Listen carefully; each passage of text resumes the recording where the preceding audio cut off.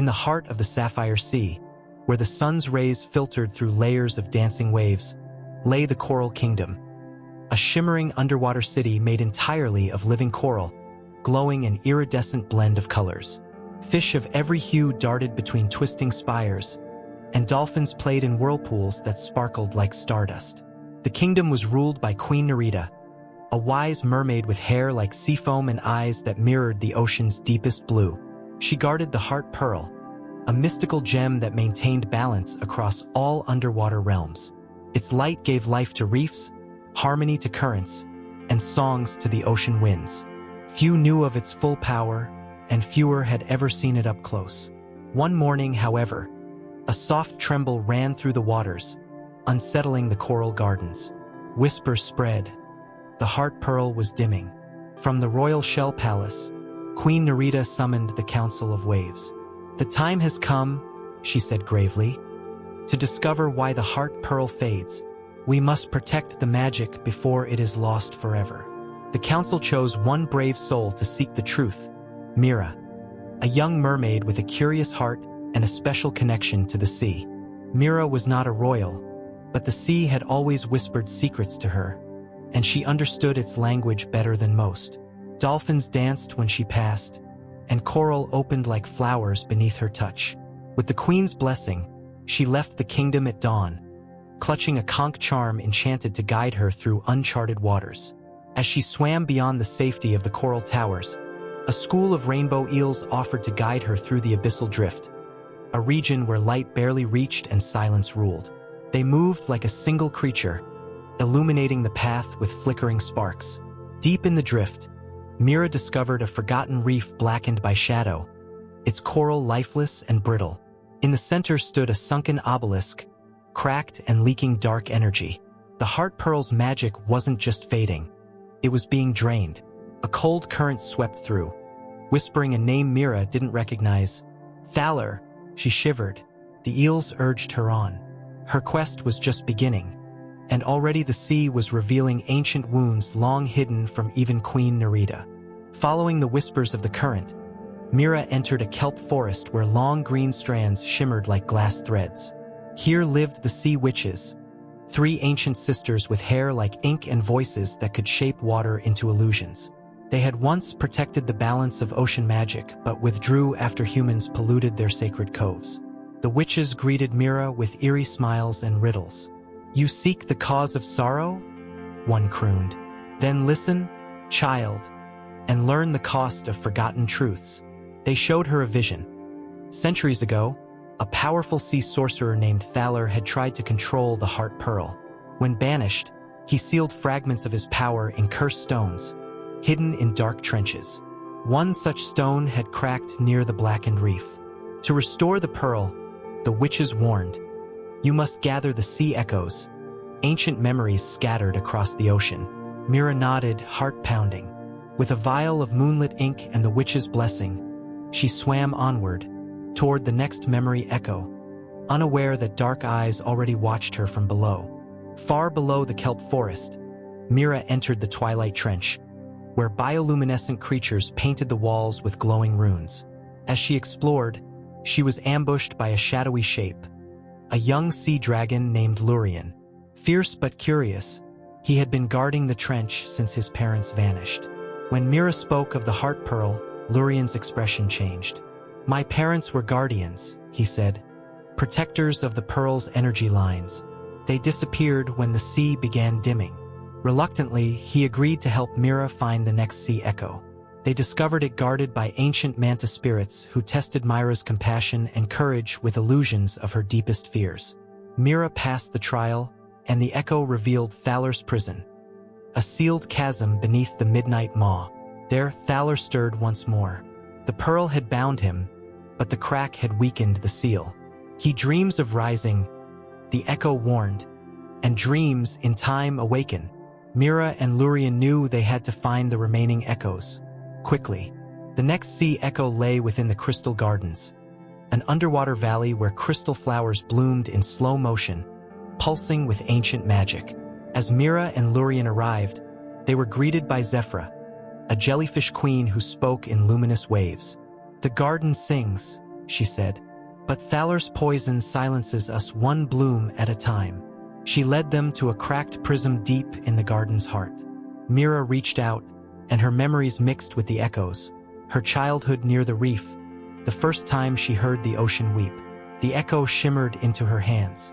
The garden brightened, a small light against the growing dark. But danger followed close. A swarm of inked shadows, Thaler's cursed spawn, attacked. Mira and Lurien fought together, Lurien unleashing hidden flame from within. The garden survived, barely. They had 3 echoes now, and one truth was clear. They couldn't save the sea alone. They needed the Coral Kingdom to remember its old unity. Mira and Lurien returned to Queen Narita, bringing news of Thaler's return. The queen was shocked. Thaler's name had not been spoken in centuries. She summoned the sea clans. Dolphins, turtles, seahorses, rays. Some believed Mira, others doubted. To unite them, Mira released one of the sea echoes into the great shell hall. Memories danced in the water. Images of harmony, past battles, lost heroes. The ocean itself seemed to remember. The clans agreed to help. A ritual was needed to restore the heart pearl's strength, but it required all 6 sea echoes. Time was short. Dark tides grew stronger each night. Mira, Lurien, and a group of chosen sea creatures set off to find the final 3 echoes before Thaler could break free. The 5th echo was hidden in the whirlpool labyrinth, a maze of spinning currents and shifting coral walls. Only those with pure purpose could navigate it. Myra's thoughts were tested, doubts whispered in every spiral. Lurien almost lost himself to the whirlwinds. But at the maze's center, they found a frozen tear, a drop of sorrow from when the sea first felt pain. This tear was the echo. As Mira touched it, a vision of Thaler as a young merman appeared, before he was consumed by power. "He was once like you," the vision said, but love turned to obsession. Mira took the tear, and the maze collapsed behind them. The sea was changing. Thaler was closer than ever. The 6th and final echo lay in a sunken fortress built by the first merfolk. Guarded by stone leviathans, it tested strength, not heart. Mira and Lurien faced trials of endurance, trickery, and sacrifice.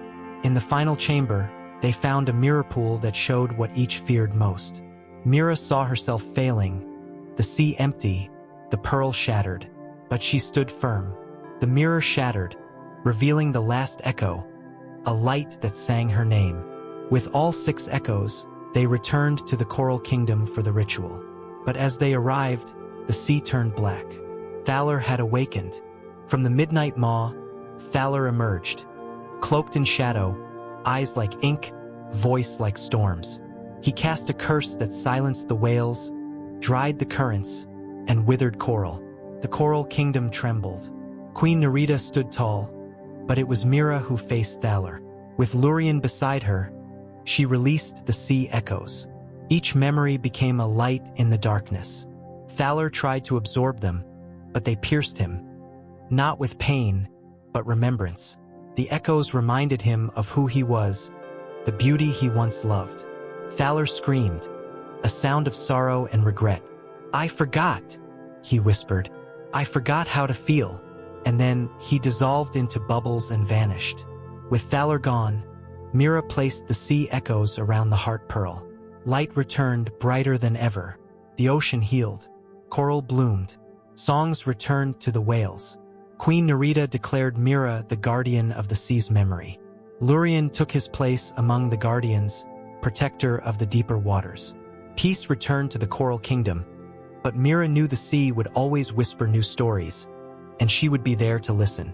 As night fell, the ocean glowed soft and blue, and in the heart of the waves, the heart pearl pulsed, a heartbeat of magic, memory, and endless wonder. In the tranquil reaches of the Silver Shoals, where glowing sand ripples hummed softly beneath moonlight waves, the sea told stories to those who listened closely. Among the listeners was Kai, a young turtle whose shell sparkled with natural markings that changed color with the moon. Kai had always felt different.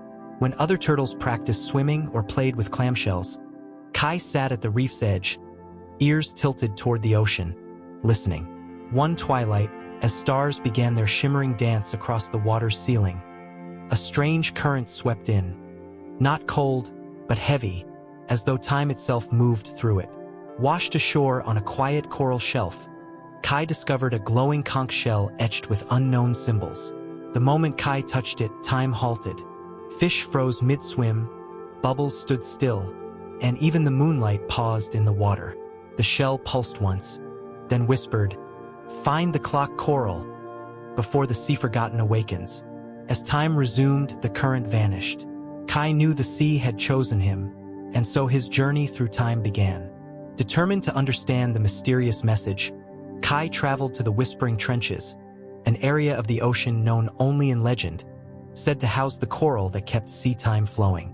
On the way, he met Salina, a jellyfish historian whose tendrils glowed with knowledge passed down through thousands of tides. She explained that the clock coral was a living timekeeper, an ancient coral that regulated the rhythms of tides, migrations, and even the dreams of ocean creatures. If it is disturbed, Salina warned, the sea-forgotten may rise, beings erased by time, sealed away when they tried to undo the balance. As they ventured deeper, time began to misbehave. Schools of fish swam backward. Coral regrew and vanished within minutes. Even Kai's shell markings flickered, confused. Finally, at the heart of a deep ravine guarded by currents that bent like spirals, they found the clock coral, cracked, flickering, and struggling to hold its shape. And surrounding it, shadows, faint outlines of creatures not seen in any living age. The sea-forgotten were beginning to stir. The shadows murmured in languages lost to all but the water itself. As Kai approached the broken coral, a chilling presence emerged. A figure half mermaid, half shadow, cloaked in tendrils of time. "I am Sapphiros," it spoke, "once guardian of time, cast out for seeking eternity." His eyes were galaxies, spinning slowly. "The clock coral is weak. Soon, we who were erased shall return." Salina raised her glow in warning, but Sapphiros only smiled. "You cannot fight what the ocean forgot." With a flick of his hand, time warped. Salina aged in seconds, then reversed to a jellyling. Kai resisted the pull, the conch shell glowing brightly from within his grasp, pulsed in rhythm with his heart. He realized the shell was not just a key, but a fragment of the clock coral itself. "Return the fragment and balance may hold," whispered the coral's voice inside him.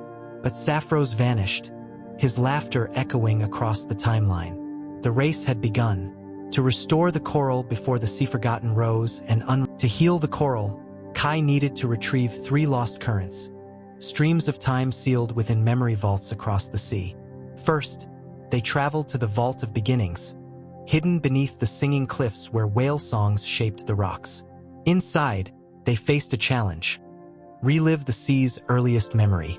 Kai was shown the birth of coral, the first breath of fish, the singing of stars into the sea. The current flowed from these memories into Kai, wrapping around the shell like a ribbon of golden foam. Next was the Vault of Echoes, guarded by sea spiders with glass eyes. Here, he relived the fall of civilizations, cities swallowed by the ocean, songs lost in storms. Kai wept, but Salina steadied him. "To carry time, you must feel all of it," she said.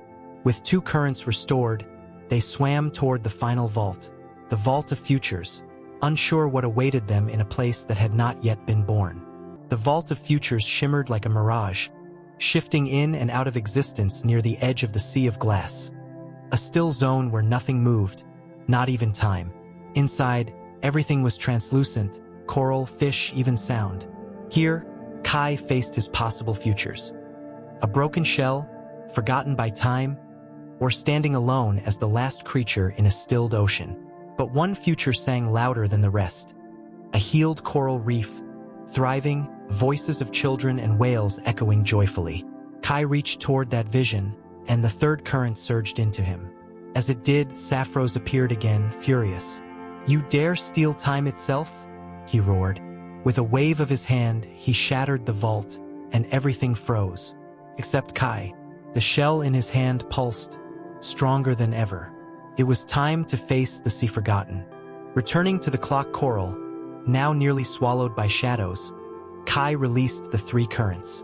They flowed into the coral like rivers of light. But Sapphiros and his sea-forgotten emerged, shapes of creatures from ancient epochs, all half-formed and pulsing with power. "We were erased," they cried. "Now we return." A battle unlike any other began, not of claws or teeth, but of memory and rhythm. Salina sang the ocean's oldest song, a lullaby of beginnings. Kai guided the shell into the coral's heart, but Sapphiros fought back, warping time to make the currents slip away. Kai held on, heart pounding, focused only on one thing: balance. With a final surge, the coral flared, blasting the shadows with truth. Each sea forgotten was shown the reason they had been erased: greed, imbalance, chaos. And one by one, they dissolved, whispering regrets. Only Sapphiros remained. He approached Kai, weakened, eyes flickering. "I only wanted to preserve beauty," he whispered. "Eternity is mercy." Kai shook his head gently. "Without time, we can't grow. Even the sea forgets, so it can forgive." The coral flared once more, and Sapphiros collapsed, his essence becoming a tiny pearl.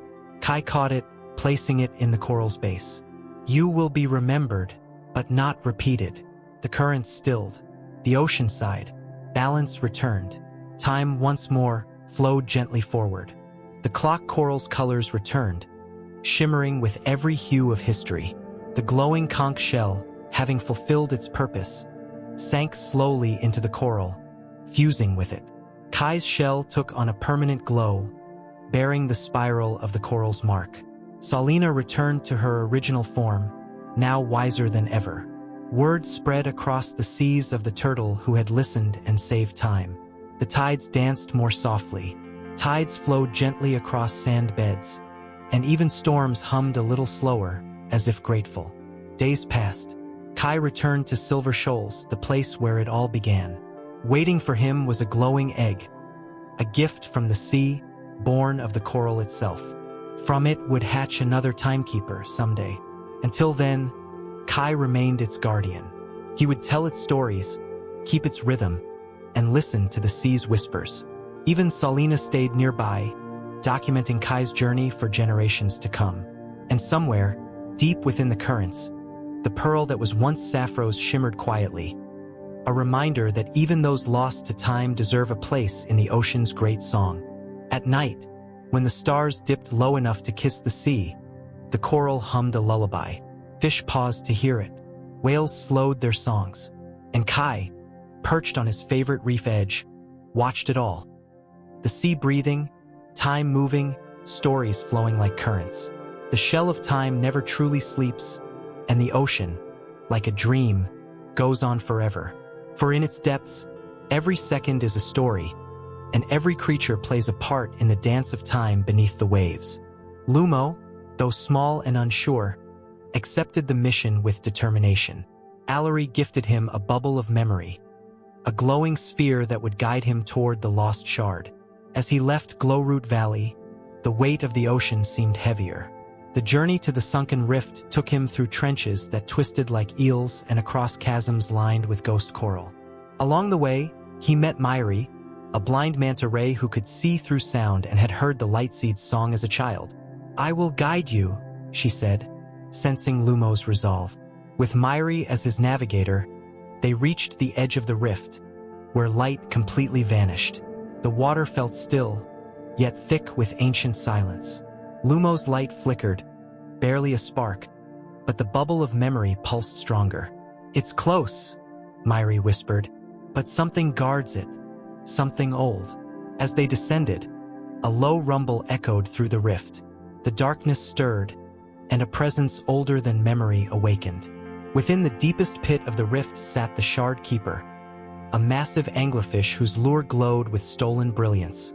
Its jagged teeth shimmered like broken stars, and around its lair lay the faint glows of hundreds of dreams devoured and extinguished. "You seek what is mine?" it rasped, eyeing Lumo with disdain. "The shard chose me, feeds my hunger." Lumo's glow barely flickered now, but he held firm. "It was stolen. The Glowroot is dying. We need it back." The shard keeper snarled.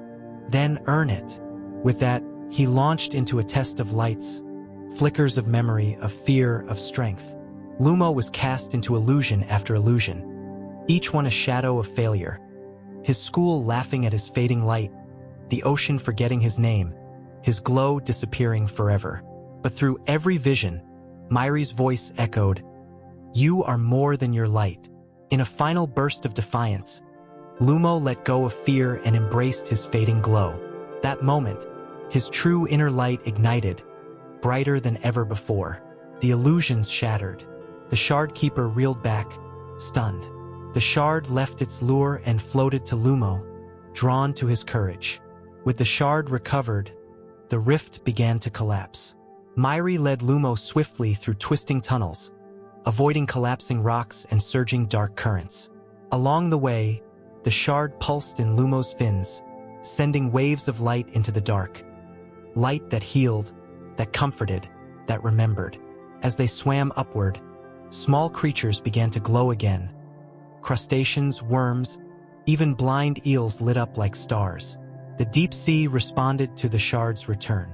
But the path was long, and Lumo's strength began to wane. Just as he began to drift, the memory bubble burst and surrounded him in light. A vision of the glow root, strong and whole, filled his mind. He found strength in the dream, and Myri carried him the final distance to the surface of the trench. They had made it. The shard was whole again, and so was he. When they returned to the glow root, the entire valley had dimmed further, like a city without stars. Allery took the shard gently and placed it back into the light seed. Instantly, a pulse of radiant energy shot through the roots, lighting up the tree in brilliant waves. The deep sea bloomed in light. Corals sang, bubbles glowed, and dreams resumed across the abyss. Lumo's light burst into full strength, brighter than it had ever been. But more importantly, it pulsed with rhythm, not just illumination but understanding. "You are the first to return the shard," Allery said. "And now you are the next guardian of Glowroot." Lumo blinked. "Me?" But as he looked around, he saw how the sea responded to his presence. Not just his light, but his hope. And he realized he didn't need to be the brightest to be the bravest. News of Lumo's deed traveled far. Lanternfish schools visited Glowroot to witness its new strength. The blind manta rays brought children to hear Myri's tales. Creatures from distant depths came to bask in the revived dreamlight. Lumo took his place beside Allery as a keeper of dreams. But he also began teaching, helping other dim glowers find the spark inside them. "Light isn't just something you carry," he would say. "It's something you become." Myri remained as well, becoming the first ever sightless star guide, her songs echoing through the deep, guiding many who had lost their way. To celebrate the Lightseed's return, a grand festival of light was held, the first in centuries. Creatures from every corner of the ocean came. Jellyfish performed floating dances, anglerfish blinked beautiful Morse code poems, and even whales sang lullabies timed to the coral's glow. Lumo was honored in a glowing spiral formation, his name etched into the valley's living walls. But he didn't stand tall for fame. He stood to remind others that even the dimmest light has value. That night, as the sea danced with shimmering life, the deep felt warm again, full of laughter, dreams, and stories waiting to be told. One quiet night, as Lumo explored the deeper roots of Glowroot, he discovered a hidden chamber, a room of old memories, sealed in pearls. Each pearl contained a dream once lost in darkness. Allery explained they were fragments the Glowroot couldn't revive without a full light seed. "Now they can be remembered," she said. Lumo spent his nights opening one pearl at a time, releasing forgotten songs, dances, and visions. Each one became part of the deep sea again, restoring not just light, but identity. The ocean, it seemed, was a library of dreams, and Lumo had become one of its brightest storytellers. Years passed, but Lumo never stopped glowing. He became a symbol of courage, the lanternfish who brought back the light. As he floated one evening beneath the tree, a young fish asked, "Weren't you scared of the dark?" Lumo smiled. "I was. But then I found out that even in the darkest water, Your light can still shine, if you let it. The glow root pulsed gently beside him, and the sea sang a soft lullaby. The light had returned, and thanks to Lumo, the dreams of the deep would never fade again. In the shimmering depths of Azuria Bay, merfolk children were taught one thing above all: to sing. The ocean responded to their voices. Singing could calm storms, summon dolphins, and even heal coral wounds. But among all the joyful merfolk, one young mermaid stood out, not for her voice, but for her silence. Her name was Neria, and she had never sung a note. Her mouth opened, but no sound came out, not even bubbles. The others whispered that her voice had been stolen by sea spirits or lost at birth. But Neria felt something different. She could feel music inside her. She just couldn't release it. Her mother, a sea harpist, believed Neria would find her song one day, but others doubted, and Neria felt more alone with each passing tide. Then, one evening, as she wandered past the singing reef, she heard something only she could hear. A soft, humming vibration deep within the ocean floor, like the echo of a forgotten melody, called to her. And in that moment, the sea around her shimmered. Something ancient had awakened. The humming vibration led Neria to a cave hidden behind the reef, its entrance shaped like a harp's frame. As she entered, the sound grew stronger, though still inaudible to others. The cave walls pulsed with light and rhythm, and strange runes danced across the stone, glowing with every heartbeat she felt. Inside, at the heart of the cave, sat a pearl the size of a seahorse, floating mid-water and glowing softly. As Neria reached out, a memory, not her own, flashed into her mind. A mermaid with golden hair singing to calm a raging sea, her voice powerful enough to shift tides. Then, silence, collapse, and the song being locked away. The pearl vibrated again, sending a ripple through Neria's chest. The voice was not gone. It was hidden, sealed inside her. Outside the cave, the sea stirred. Currents began to move strangely, pulling things upward, sideways, even into spirals. Something was disturbing the sea's harmony, and Neria now held the key to restoring it. When Neria left the cave, she found Azuria Bay in chaos. Currents twisted unnaturally, whirlpools spun without wind, and the whales' songlines were silent. The merfolk gathered at the Coral Forum, where Elder Morellis spoke with worry. "The spiral currents have returned," he said. "Last seen 1,000 tides ago, when a great silence tried to swallow the sea." Neria stepped forward, pearl in hand. "I heard it, a song locked in silence," she whispered, her voice still mute, but the pearl glowed at her words. The elder looked at her with sudden recognition. "You found the echo pearl. It contains the memory of Ocealis, the first sea singer. But how to unlock the song?" Neria didn't know. All she had was a feeling that her silence wasn't a flaw, but a doorway. With the elder's blessing, she left the bay, determined to find the 3 harmonics, ancient sites where sea magic once amplified song. If she could restore them, perhaps the song would return, and her voice with it. The first harmonic was the Cavern of First Breath, hidden inside a sleeping volcano. Guided by glowing shrimp and shielded by a kelp cloak, Neria entered alone. The air was thick with memory. Stalactites vibrated as though humming to themselves. At the cavern's core sat a bubbling spring, glowing faintly blue. Neria touched the pearl to the water, and suddenly, the walls filled with the sound of a single note, low, deep, and ancient. She could not replicate it aloud, but the pearl pulsed as though recognizing the tone. A swirl of warm water wrapped around her, lifting her slightly, and when it faded, the pearl was brighter, and her throat felt lighter. She still could not speak, but now when she tried, tiny vibrations passed through the water. It was a beginning. 1 note restored, 2 more to go. The second harmonic lay beyond a coral canyon, a vertical waterfall of glowing sea matter known as the Shimmering Falls. Neria traveled with a school of whisperfish who could mimic sounds they heard, creating symphonies from silence. At the falls, she saw something incredible. Tiny scales from the ocean's heart falling like stardust, and each flake carried a tone. She swam into the heart of the falls, the pearl pressed to her chest, letting the tones strike her gently. Memories returned. Not her own, but of Ocealis singing to sea dragons, turning anger into peace. The falls accepted her, resonating with the first tone she'd gathered. Suddenly, a chord burst through her. Not from her mouth, but from her spirit. The water lit up. Her pearl changed color.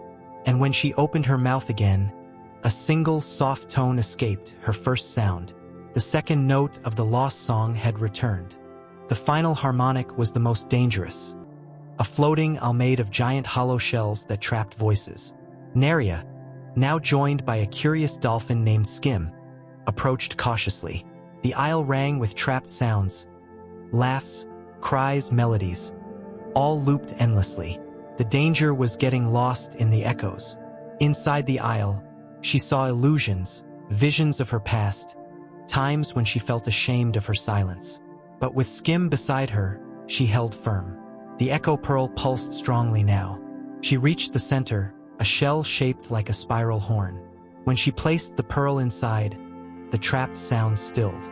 A final, clear note rang out and Neria sang. A true note.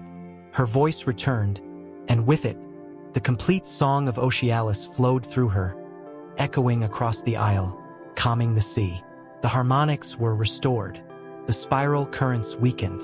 The sea once again listened. When Neria returned to Azuria Bay, the sea greeted her with calm waters and playful waves. The elder wept as she sang a single line of the forgotten melody, and coral began to bloom in response. "You are the next sea singer," he declared. "Ocealis' gift lives in you." Neria's voice was unlike any other, soft, yes, but woven with the memory of the sea itself. Her songs healed wounds, untwisted currents, and even inspired others to find music in silence. Where once she had felt invisible, now she was seen and heard. Not because her voice was loud, but because it was true. Over the next moon cycles, Neria traveled to places long abandoned by melody. She calmed a boiling tide near the volcanic rim, sang lullabies to frighten shark pups, and used her harmony to help reefs bloom. The sea remembered her, and in return, gifted her memories from its own depths. Whales joined her in harmony, and even the spiral currents, though still mysterious, now moved with purpose rather than chaos. Neria became not just a singer, but a bridge between past and future, a reminder that not all voices are born loud. Some are carved in silence and shaped by courage. Inspired by Neria's journey, other merfolk began to teach their children not just to sing, but to listen, to silence, to emotion, to the ocean's unspoken rhythms. Neria opened the school of still waters, where song and silence were both sacred.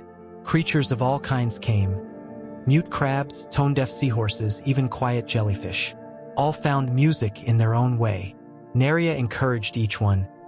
"Your song isn't lost, it's just waiting." The echo pearl was now a beacon, glowing in the school's heart, offering strength to those who doubted their sound. On a calm night, Neria sat on a moonlit rock beneath the sea, her voice gently blending with the waves. A young mare-child asked her, "Did the sea really choose you?" She smiled, her voice as soft as a current. "The sea chooses those who listen, not those who shout." The child nodded, and in the quiet that followed, Neria hummed a tune so ancient and beautiful that even the coral swayed. The ocean breathed with her song, and the stars above pulsed in rhythm. For sometimes, the deepest voices are born not in sound, but in the courage to hear what no one else can. In the farthest corner of the ocean, where storm clouds constantly hovered over black waves and lightning danced like fireflies, a gate lay hidden, the storm gate, sealed for over 1,000 tides. The legends said it led to a realm where forgotten tempests slept, sealed away so they wouldn't destroy the sea. No one dared venture near, but one day, a violent current surged from the storm region into peaceful waters, flooding coral gardens and disturbing the tides. The sea was out of balance. Far from the chaos, in a quiet reef village, a small seahorse named Nilo listened to the currents tremble. Unlike others of his kind who kept to safe waters, Nilo was curious, always collecting shiny shells, following strange eddies and asking questions.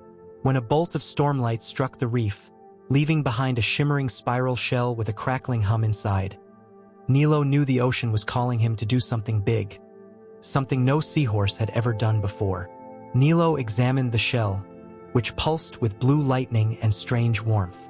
Every time he touched it, he heard a soft voice, not in words but in feelings: urgency, sadness, imprisonment. He showed it to the reef elder, who gasped. "That's a storm echo shell," he said, wide-eyed. "They haven't appeared in generations. It means the storm gate is weakening." According to the elder, the gate had been sealed by ancient guardians using 4 storm sigils, elemental keys hidden across the sea. If the gate reopened, chaos would escape. Wild whirlpools, endless hurricanes, and thunder tides. Someone needed to find the sigils and restore the seal. "But I'm just a seahorse," Nilo said. "What can I do?" The elder placed a fin gently on Nilo's shoulder. "Sometimes, the ocean chooses the smallest current to shape the greatest wave." With the shell in his grip and courage in his heart, Nilo began his quest, riding the very current that had brought the shell straight into the storm. Nilo's first challenge lay in the glass spiral, a treacherous whirlpool maze with invisible walls and mirrored illusions. The first storm sigil was said to be hidden at its center. As he swam closer, currents twisted around him, making him loop and spin until he couldn't tell which way was up. His small body helped him squeeze through tight passages, but the real challenge was mental. The whirlpool played tricks, reflecting versions of himself filled with doubt. "You're too small," the illusions whispered. "You'll fail." But Nilo remembered the elder's words and pushed on. In the very heart of the spiral, he found a floating crystal etched with storm runes, the air sigil. As soon as he touched it, the whirlpool calmed slightly, allowing him to escape. 1 sigil down, 3 to go.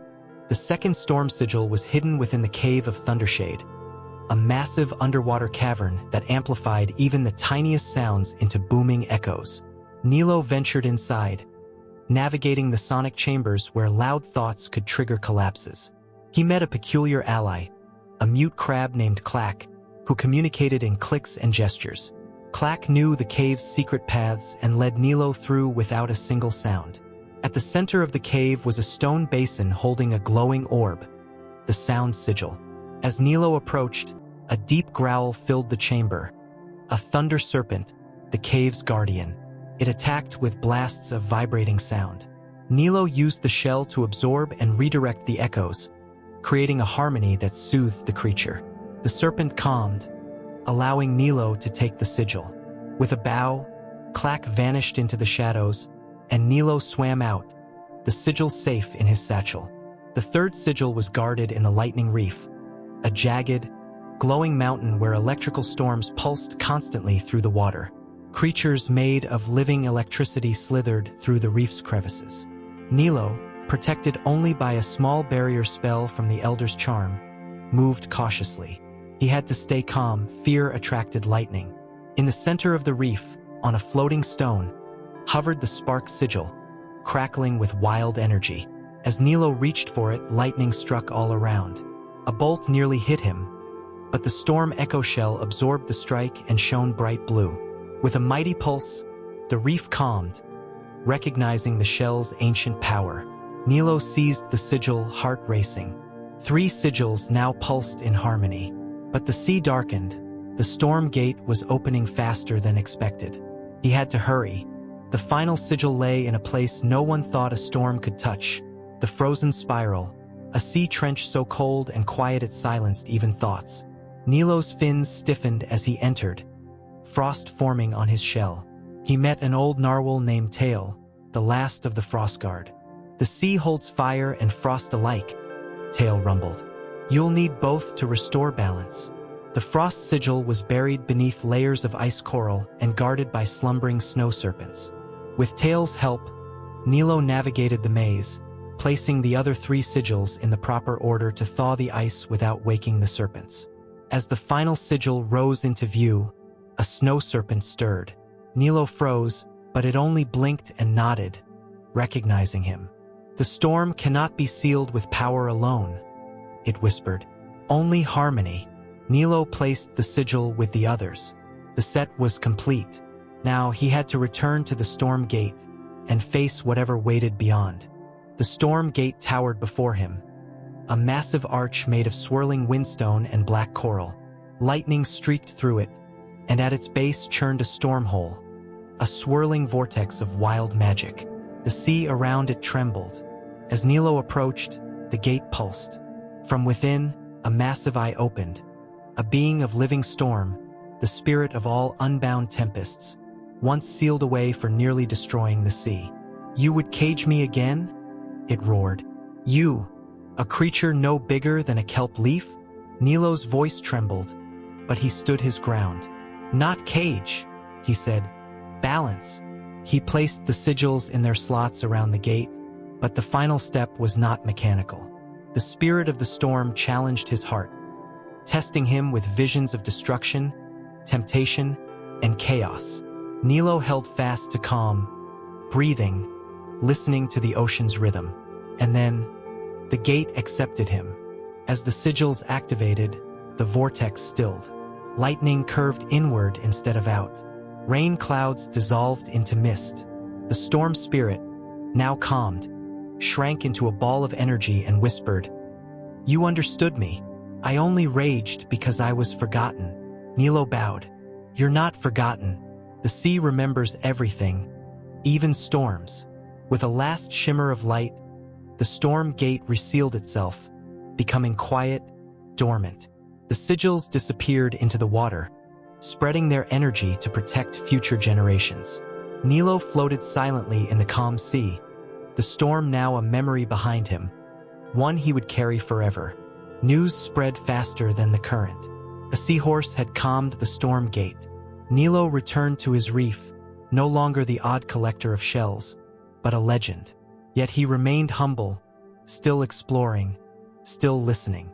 The storm left him with a gift, the ability to sense pressure changes in the ocean and predict storms days before they began. He used this gift to protect his reef, warn travelers, and teach younglings the wisdom of listening to the sea, not just reacting to it. The cracked storm echo shell sat in a special chamber beneath the reef, its glow faded but sacred. Once a year, the reef held a quiet ceremony, not to celebrate Nilo's victory, but to honor the storm's story. Nilo taught that every storm was a part of the sea, and to deny it was to forget part of ourselves. The ocean no longer feared storms, it respected them. And Nilo, the smallest creature to ever face a tempest, became a symbol that peace doesn't come from power, but from understanding. The sea slept peacefully once more, with the gate sealed and balance restored, until it would be needed again. Long ago, nestled between two towering kelp forests, lay the vibrant Aurelia Reef, once a masterpiece of underwater color. Its corals bloomed in radiant shades, glowing softly even in the moonlit tides. It was said that the reef had been painted by an ancient sea spirit who whispered to coral polyps, guiding their colors into harmony. But one day, the colors began to fade, slowly, subtly, as though the reef were falling asleep. By the time the sea learned to worry, it was almost too late. Whole sections of the reef turned pale, brittle, and lifeless. Fish left. Music stopped. Something was wrong. Far from the dead zones, a young sea slug named Pinna, barely the size of a sand dollar, collected flecks of fallen coral. She was an artist, using tiny tendrils to mix glowing algae into patterns on the reef floor. She dreamed of becoming a true coral painter, like in the legends. And when she found a flickering shard of ancient coral humming softly in her pouch, her journey began. The shard was no ordinary coral. As Pinna touched it, colors burst from her tendrils, swirling around her like ink in water. But it wasn't paint, it was memory. Visions of the reef as it once was flashed before her. Brilliant blues, radiant reds, glowing greens. The shard spoke not in words, but in feelings. Sorrow, loss, hope. That night, the shard pulsed gently and revealed a symbol. A spiral brush formed from the spine of a lionfish, once wielded by the last coral painter. It had been lost centuries ago when the ocean's emotions were sealed away in the palette stones. Legendary gems, said to hold the sea's full spectrum of feeling. If the reef were to live again, Pinna would need to recover these stones and reawaken the ancient brush. She tucked the shard into her pouch, looked at her faded reef, and whispered, "I'll bring your color back." The sea, silent for so long, rippled gently in response. Pinna's first journey took her to the trench of echoing regrets, where the blue palette stone, the color of sorrow, was said to rest. Here, whales passed through silently, and even the currents seemed to sigh. Guided by the shard's pulse, she dove deep into a cave shaped like a tear. There she encountered a school of ghost fish, translucent beings who fed on emotional residue. One of them, a shy fish named Vel, remembered the last painter. "She cried here," he whispered. "She left behind her sadness." To retrieve the stone, Pinna had to feel, not just watch. She let herself mourn the faded reef, remembering the colors it once held, and her own helplessness watching them vanish. Her tears floated like pearls in the water, and when one touched the stone, it lit up with vivid blue. Vel smiled, fading peacefully into the deep. Pinna left with the first stone and a deeper understanding of the reef's pain. The second stone lay in the sunlight gardens, where glowing plants swayed to fish songs. Here bloomed the last joy of the sea, small, delicate, but real. Pinna met a giggling clown crab named Mims, who led her through tunnels of glittering sand and playful currents. "Joy's not buried," Mims chirped. "It's hiding in plain sight." Pinna had to join a fish dance, mimic seaweed sways, and even play bubble tag with shrimps to awaken the yellow palette stone. It wasn't about finding joy, it was about becoming it. As she spun in circles, laughter bubbling up, the stone emerged from a coral blossom and floated into her fins. When she touched it, she saw the reef filled with laughter again. "One day," she whispered, "you'll laugh too." Mims waved goodbye, and Pinna continued on. The third stone, the red palette, was buried in the fire vent fields, where boiling water burst from the earth and tempers ran hot. Here, nothing bloomed. Here, anger burned unspoken. As soon as Pinna entered, she felt it, fury rising from the vents like smoke. A bitter eel named Gore watched over the vents. "Anger paints red," he snarled, "and red destroys." But Pinna knew anger had a purpose. It could protect, ignite, push forward. She swam through steam vents, facing illusions of failure, rejection, fear. She didn't run. She roared, a tiny slug voice, but fierce. The vents quieted. Gore blinked. "You understand it," he said. "The fire that cleanses." The stone emerged from the lava cracks, pulsing red. When Pinna took it, she didn't feel rage. She felt power. "I won't burn the reef," she said. "I'll light it." To restore balance, Pinna sought the green palette stone, hidden in the tide pool mirrorlands, where everything reflected itself. Here, she had to face herself, her fear of not being enough, of ruining the reef more than helping it. In the still pool at the center, she saw herself, tiny, plain, uncertain. "I'm not a painter," she said aloud. But her reflection changed, showing her painting, smiling, healing. A gentle current swirled around her, whispering, "Peace begins with belief." When she finally accepted that her small steps mattered, the green stone rose from the mirror pool. She took it gently, and a leaf-shaped current followed her all the way back to the reef, soothing everything it touched. With the 4 stones, Pinna returned to the ancient shrine of the coral painter, a crumbling structure beneath a fallen archway of fan coral. She placed the stones into their carved slots. The coral vines retracted, and from beneath the sand rose the lionfish brush, its spines delicate and glowing. As she touched it, colors rippled across the water, not painted, but felt. She didn't need paint. The brush responded to her emotions. She looked at the reef, gray and lifeless. "Let's begin," she whispered. She dipped the brush into the blue shard. Her sadness became soft strokes. Yellow from the joy stone painted starbursts. Red restored sharp edges and courage to the coral branches. Green cooled and shaped the outlines. The reef drank the colors like sunlight, and slowly it bloomed. As the reef regained color, creatures began to return. Anemones unfurled. Shy eels peeked out of cracks. Crabs danced along the sand. The coral glowed again, not just in color but in feeling. Each section painted by Pinna reflected not perfection, but emotion. Joy beside sorrow, peace over anger, courage behind fear. The ocean responded. Currents calmed, tides hummed. Even the moonlight swirled above the reef like a gentle blessing. Elders from other reefs visited in awe. "You're the new coral painter," one said, but Pinna just smiled. "I'm a feeler first. The colors came second." One day, a young snail asked her, "What's your favorite color?" Pinna paused, thinking of each emotion, each stone, each stroke she'd painted. Then she said, "The color that isn't on the stones. The one I made myself." She painted a swirl of every hue, a soft, shimmering blend she called hope. It shimmered over the reef, reminding all who saw it that the ocean didn't need to be perfect to be beautiful. It only needed to feel. The reef came alive with new colors, never seen before, each born from hearts that dared to care. Years passed, and Aurelia Reef became known as the living canvas. Artists from every corner of the sea came to learn from Pinna, who taught not technique, but truth. Feel first, then let the ocean guide your brush.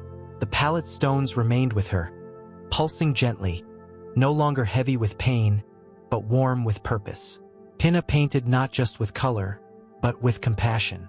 And so, long after her tiny tendrils stopped swirling, her reef sang in strokes of sorrow, joy, rage, peace, and hope, a living memory painted across the sea. Beneath the 7 glowing reefs and far beyond the singing currents lay a trench so deep, no light touched its bottom. The sea folk called it the abyss of silence, and it was forbidden to all who valued peace. Legends said the Kraken, a colossal sea creature older than the tides, slumbered there, dreaming nightmares into the water. No one dared go near, but one day, a strange thing happened. A coral seed, glowing gold and humming with warmth, floated up from the trench into the peaceful reef of Selenara. The reef elders panicked. "If the Kraken wakes, the sea will crack," they cried. But a young sea turtle named Kai, curious and calm, held the seed gently in his fins. It sang a soft melody, not of fear, but of growth. "What if the Kraken isn't dreaming nightmares?" he asked. "What if it's dreaming a garden?" No one believed him, so he followed the melody himself, into the darkest depths of the abyss. Kai dove deeper than any turtle had ever dared, passing through fields of silence, ghost currents, and glowing jellyfish that blinked like stars. The golden seed pulsed stronger the farther he went.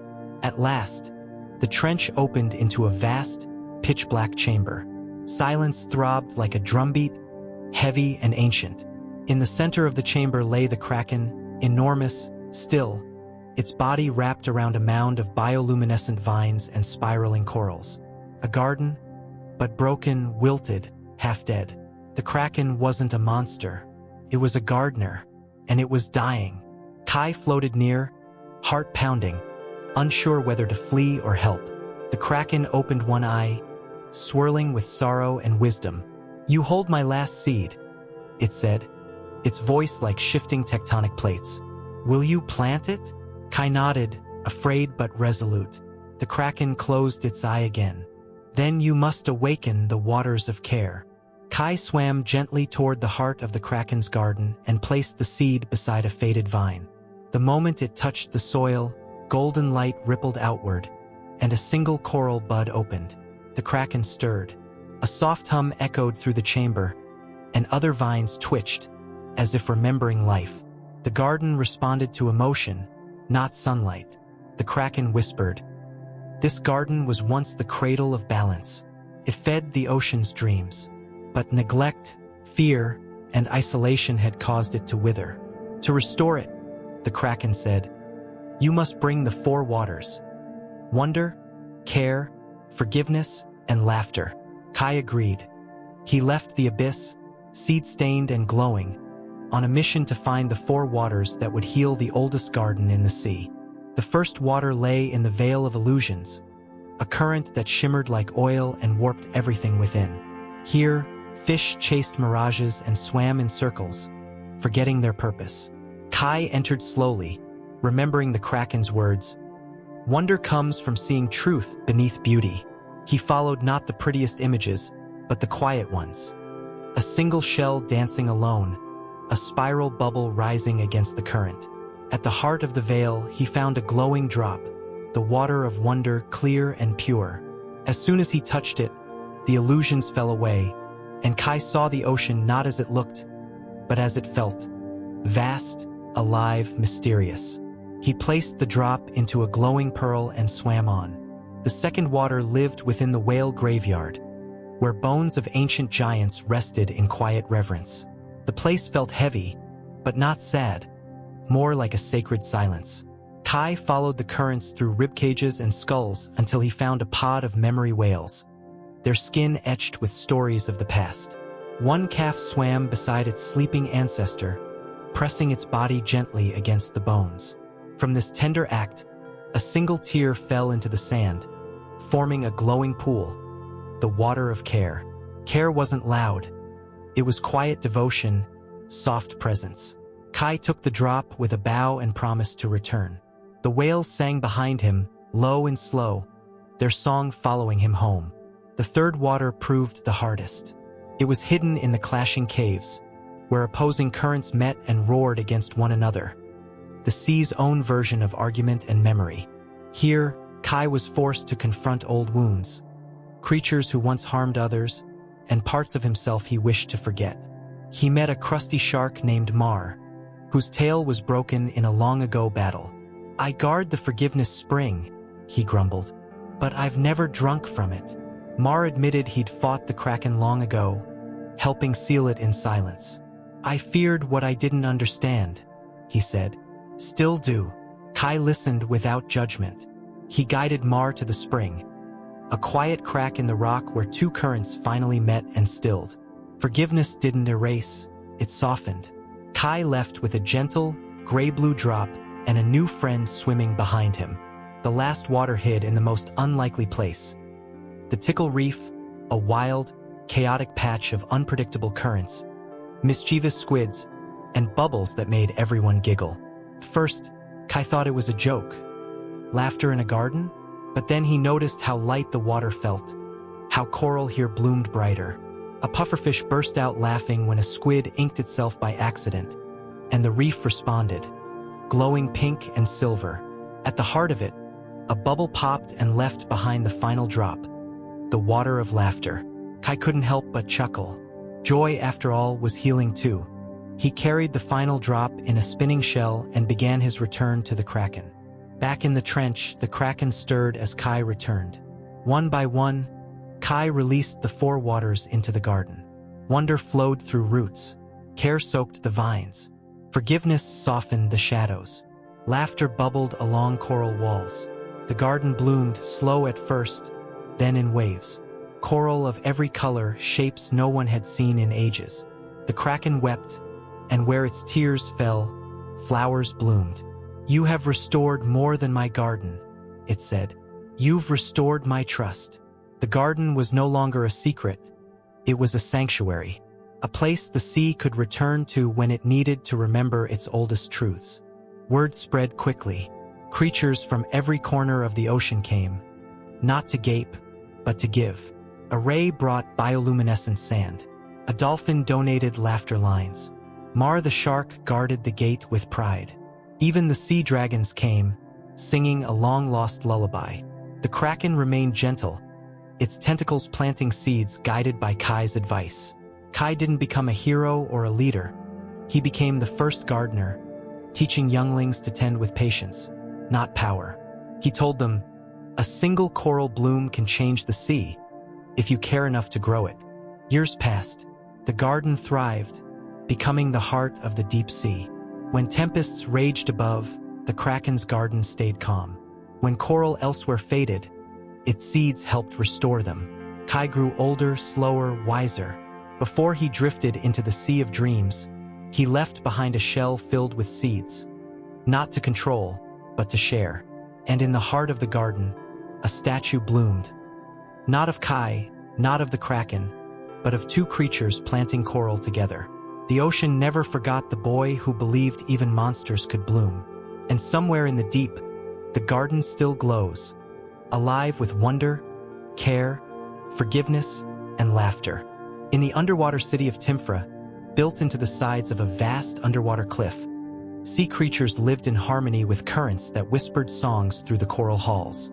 Every year, during the Great Tide Festival, the reef singers performed the Song of Flow, a melody said to align the currents and bring balance to the ocean.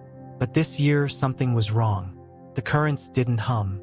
The song, once heard everywhere, vanished. Instruments lost their tone. The city grew quiet. Amid the confusion, a young octopus named Navi wandered the edges of the cliff, where old shells drifted and forgotten sounds echoed faintly. Navi wasn't a singer. She had no strong voice, but she loved listening. And one evening, she found a strange shell, deep blue with golden veins, humming softly. When she placed it against her ear, she didn't hear a tune. She heard time. The shell whispered things that had not yet happened. Coral blooming before it grew, dolphins laughing before they arrived, storms before they formed. Navi trembled, not in fear, in awe. The shell didn't hum with music. It hummed with the melody of time itself, rippling backward and forward. She tried to show it to the elders of Timfra, but they dismissed her. Just a tide echo, they said. Nothing more. But Navi knew this shell held something ancient. As she focused on its rhythm, she felt herself slipping, not in space, but in flow.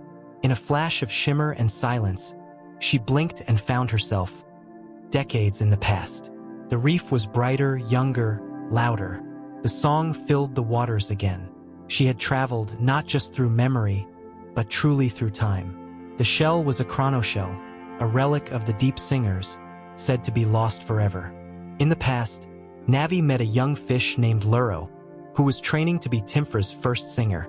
He welcomed her, sensing something unusual. She didn't share where she came from, only that she was searching for the origin of the Song of Flow. Together they followed currents that led to a massive, glowing coral harp, untouched by time. As Luro played it, Navi realized the song wasn't just music. It shaped currents, directed life, whispered balance into the ocean. But something in her shell trembled. This version of the reef, perfect as it seemed, was destined to fracture. She couldn't change the past completely, but she could learn, and perhaps prepare. Using the chronoshell, Navi leapt forward, not to her present, but to a strange gray tide, a version of Timfra warped by imbalance. The reef looked frozen mid-melody. Coral wilted in mid-bloom. Fish flickered between moods. Here she met an ancient eel named Areth, a time warden who had long since lost his ability to swim freely. "This is what happens when time sings out of tune," he rasped. "The shell you hold is not just a gift, it's a responsibility." He showed her the center of the disruption. The hollow note, a tear in the reef where sound, light, and memory failed. Navi placed the shell near it, and it pulsed. The future could still be rewritten, but only through understanding. She needed to recover 3 lost verses from time's flow to repair the Song of Flow. The first verse lay deep in the shell caverns, where ancient mollusks kept stories in spiral patterns. Here, Navi met a conch named Malin who could speak only in vibrations. Together they followed a trail of echo shells that led to the cradle note, a sound older than language. As Navi played the rhythm of her shell beside it, the first lost verse revealed itself, a melody soft as waves touching sand. It spoke of origin, of breath, of the sea's first heartbeat. As the verse entered her chronoshell, a strand of time mended itself in the hollow note. 1 crack sealed, 2 to go. The second verse could only be found in the now current, a place where all things existed at once. Fish swimming backward and forward, reefs blooming and crumbling simultaneously. Navi had to stay grounded in her identity while everything shifted. Here, she found a singing stingray named Zeph, who was trapped in an endless loop of doubt, replaying past choices. "The present is too heavy," Zeph sighed. Navi reminded him that presence wasn't about perfection. It was about being here, even in uncertainty. As they sang together, the second lost verse revealed itself. A melody steady and brave, woven from uncertainty but sung with heart. The chronoshell pulsed again, and the second crack in time healed. The final verse lay not in past or present, but in what could be. The sea of maybe, a place where possibilities swirled like ink in water. Navi drifted into this realm cautiously. Here, she met herself, older, wiser, or broken, depending on the path she swam. The sea whispered versions of her future, some radiant, some lonely. She chose not the safest, but the truest, the one where she kept listening. That acceptance summoned the final lost verse, the melody of choice, shaped not by certainty but by courage. The moment she accepted it into the shell, the hollow note closed fully. Time stilled, then flowed again, smoother, warmer, alive. With the 3 verses woven into the chronoshell, Navi returned to her own time. Timfra still stood, quiet but stable. She stepped into the center of the coral amphitheater, holding the shell to her side. No one moved, until she sang. Not loud, not polished, but full of everything she had learned. And the sea responded. First a ripple, then a current, then the song of flow reborn, not repeated. Coral lit up, fish danced. The reef sang with time again. The elders wept. Navi had not only returned the song, she had evolved it. Navi never claimed to be the greatest singer. She taught others how to listen. She opened the Timfra Flow School, where sea creatures studied time not just through music, but through silence, through presence, through intention. She passed the chronoshell from fin to fin, never keeping it too long. Time, she said, is not to be held, only heard. Stories once lost now lived in coral again. Children sang their own songs. The sea stayed in balance. Long after Navi joined the Sea of Dreams, the song of flow continued. No longer just a tune, it became a living rhythm, adjusting with the reef's moods, changing with the seasons, shaped by each new voice. In the heart of Timfra, the chronoshell now floats in a chamber of still water, humming gently. And when a young creature presses it to their ear, they hear not just the past or the future, but possibility. The melody of time, shaped by care, courage, and the quiet resolve of a listener who believed even silence could sing.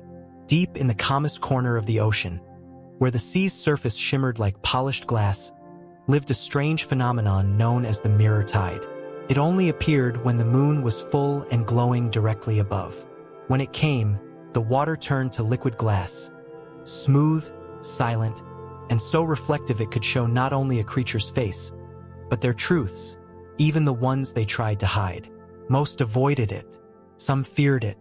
Others whispered that it led to another ocean entirely, a world of reflections. In this very ocean lived a solitary moonfish named Luma, whose scales shimmered with silver light. She had no family, no pod, and didn't remember where she came from. All she knew was the pull, a tug in her heart whenever the mirror tide appeared. One night, under a bright moon, she swam near the shimmering tide, and for the first time, it pulled her in. Luma wasn't swimming anymore. She was gliding through liquid glass.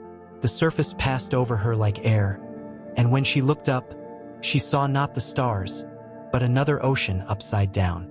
As she passed through the mirror, her fins sparkled with new color, blues and purples she had never seen on herself before. The sea here was both familiar and not. Coral was reversed. Fish swam in silence but left behind trails of memory. This was the reflecting sea, a world created by the ocean's memories and hidden selves. Luma felt lighter here, but also exposed, as if the water could see through her.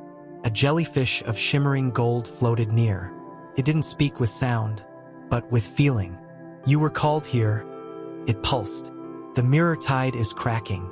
The balance between what is and what was is fading. You are the bridge. Luma followed the jellyfish to a shattered coral plain, where the surface above flickered like glass with cracks. A current swirled near the cracks, leaking strange energy, flashes of forgotten memories, half-formed fears, and versions of sea creatures that didn't quite match. The mirror tide holds both memory and identity, the jellyfish explained. But someone is trying to erase their reflection, and in doing so, breaking the ocean's balance. Luma didn't understand at first, but then she saw something that shook her. A version of herself, flickering in the cracks. This Luma was dull, gray, her light dimmed. A version that had given up. "If I am the bridge," Luma whispered, "then I need to understand what I've lost." The jellyfish guided her to 3 mirror currents. In each flowed a part of herself she had forgotten, her past, her purpose, and her power. The first current carried her into the echo trench, where memories drifted like jellyfish. Luma swam among glowing globes of light, each one holding a moment, a song, a feeling, a pain. She touched one and saw a young version of herself, clutching a starfish and crying in the dark. Alone, abandoned, afraid. Another globe showed her dancing among a pod of moonfish. Laughter, light, love. But it ended in storm and scattering currents. "My family," she whispered. "I didn't lose them. I forgot them to protect myself." The mirror sea didn't judge her, simply showed. With each memory she embraced, her body glowed brighter. Her reflection no longer flickered, it pulsed with truth. The second current led to the still light depths, where time paused and choices shimmered like floating seaweed. Here, creatures whispered their regrets into coral, hoping to rewrite their paths. Luma listened, then looked at her own reflection. What had she done since she left her pod? Just drifted, watched, hidden? No, she thought. I've survived. I've waited for something, and now it's come. She touched a swirl of light in the still water. A vision bloomed, her helping others who had lost their reflections. Not a fighter, a healer of identity, a guide. Her heart beat stronger. The ocean responded with a silver ribbon of light that wrapped around her tail. The mirror tide accepted her purpose. Not chosen for her, but chosen by her. The third current took her to the glass spire, a vertical reef that reached from the bottom of the mirror sea to the surface. Inside it flowed pure light, not from the sun, but from within. To pass, Luma had to face her shadow, a reflection of all she denied. Fear, doubt, anger. The shadow version of her snarled. "You think light is enough? You shine so you don't feel." But Luma didn't run. She swam toward it, embracing her darkness like she had embraced her memories. "You're part of me," she said, "but you don't define me." The shadow faded. In its place, the spire lit up, and a pearl of mirror light floated into her fins. As she held it, her body became radiant, not in color, but in presence. She had claimed herself fully, and now it was time to mend the mirror tide. Luma returned to the cracks in the surface between seas. The jellyfish guardian hovered nearby, weakened. The reflections on the surface were chaotic now, truths bleeding into lies, fears mixing with hopes. She rose to the fracture and placed the mirror pearl in its center. The water stilled, the cracks paused, but something resisted. From the broken surface emerged the one responsible. A sea serpent named Solinth, once a guardian of the mirror tide, now consumed by self-loathing. "I shattered it so no one would see me," he hissed. "I couldn't bear my own reflection." Luma faced him without judgment. "I see you," she said. "You're still worthy." The serpent wept, and as his tears fell into the cracks, the mirror tide healed. Slow, gentle, honest. With the surface whole again, the reflecting sea began to shimmer, fading not into nothing, but into harmony. It would no longer be a hidden world, but a part of the real sea, gently reflecting, softly guiding. Luma passed through the mirror tide once more, returning to her ocean. But now the sea felt different. The coral looked brighter. The currents felt warmer. Even the fish looked at her with new eyes, as if they saw her light and her shadow. And she saw theirs, and loved it all. Luma became the first mirror keeper, not a ruler but a guardian of honesty. She taught young sea creatures how to swim the mirror tide, not to escape but to understand.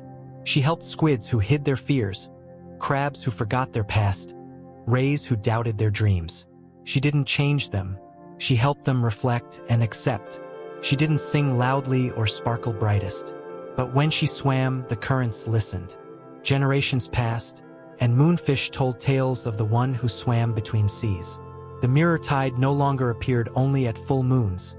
It came when creatures needed to see themselves clearly. In the deepest caves and quietest reefs, sea children would say, "If you're lost, look at the water and wait. She'll come." And sometimes, just sometimes, the water would ripple, and a silver-scaled moonfish would glide past, her eyes kind, her reflection whole. The ocean was never the same because now it saw itself, and in seeing, it healed. At the edge of the known ocean, beyond even the starfish reaches and the whispering reefs, there existed a quiet stretch of sea called Samnara, known to few and spoken of only in bedtime tales. They said it was where dreams went when they were forgotten.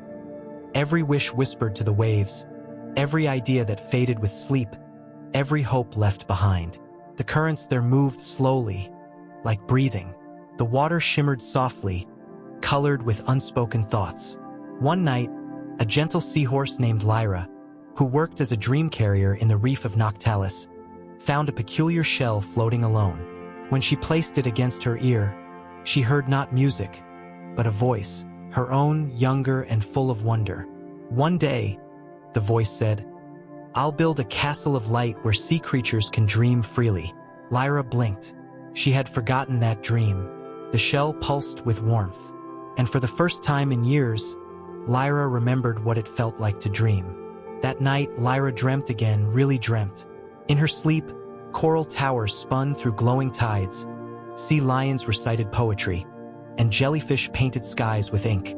When she awoke, a trail of stardust had formed on her tail, pointing toward Samnara. With trembling fins, Lyra swam past her reef and followed the path. Currents shifted gently, as if guiding her. Time slowed, colors faded. At last, she reached a vast, quiet sea with a surface like silk. Above her, the stars swirled in impossible patterns. A whisper echoed through the water, "Welcome, dreamer." The sea of forgotten dreams had accepted her entry. As Lyra swam deeper into Samnara, she encountered a creature unlike any she'd seen. Part jellyfish, part manta ray, with a translucent body that shimmered like a moving sky. This was Seelan, the archivist of echoes. Seelan guarded the dreams that had faded, each one stored in glowing pearls floating gently in the current. "Most forget their dreams once they wake," Seelan murmured. "But not you. You remembered and returned." Seelan showed Lyra a pearl containing her forgotten dream, the light castle she once imagined as a hatchling. "It is not gone," Seelan said, "just waiting." To restore the dream and the sea's connection to hope, Lyra would need to recover 3 stolen dreams that had been locked away in the abyss of silence. The first stolen dream belonged to a manta pup named Vero, who once dreamed of flying through the stars. It had been sealed in the trench of anchors, where dreams were weighed down by fear.